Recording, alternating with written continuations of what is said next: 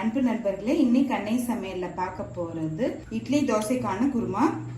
10 நிமிஷத்துக்குள்ளே நீங்க பண்ணிடலாங்க. வாங்க இட்லி குருமா எப்படி செய்யறதுன்னு பார்க்கலாம். தேவையான அளவு எண்ணெய், 1 டீஸ்பூன் கடுகு, 1/2 டீஸ்பூன் உளுந்து, 1 டீஸ்பூன் சீரகம்,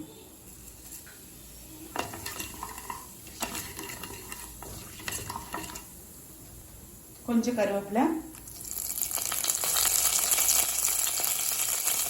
பொடியா நறுக்கின பூண்டு,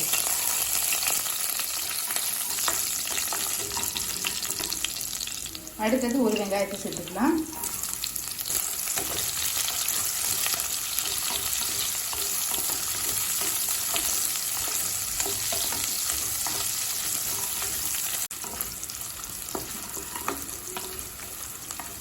ரெண்டு பச்சை மிளகாய், பாதி தக்காளி,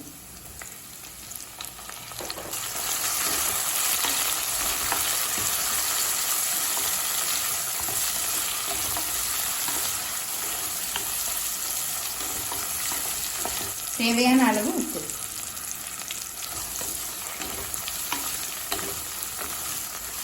ஒரு வெங்காயம் போட்டீங்கன்னா பாதி தக்காளி போடுங்க போதும்.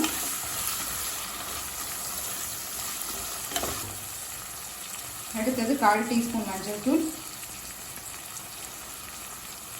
1/2 டீஸ்பூன் மிளகாய் தூள், 1 டீஸ்பூன் குழம்பு மிளகாய் தூள்.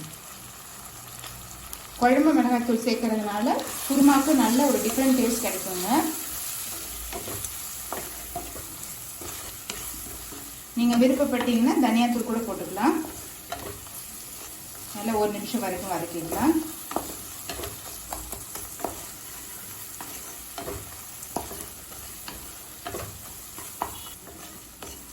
மிளகாத்தூள் வாசனை போக 1 நிமிஷம் வரைக்கும் வதக்கியாச்சுங்க. 1 கப் தண்ணி சேர்த்துக்கலாம்.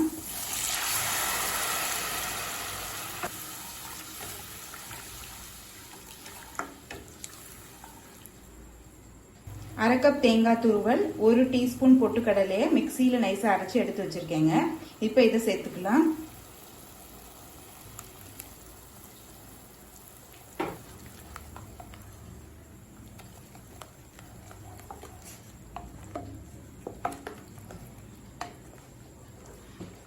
அரை கப் தண்ணி சேர்த்துக்கலாம்.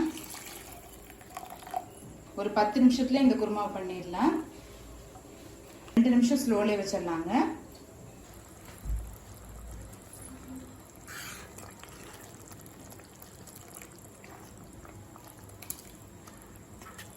இப்ப பாருங்க குருமா நல்லா திக்காயிடுச்சு. கொஞ்சம் கொத்தமல்லி சேர்த்துக்கலாம்.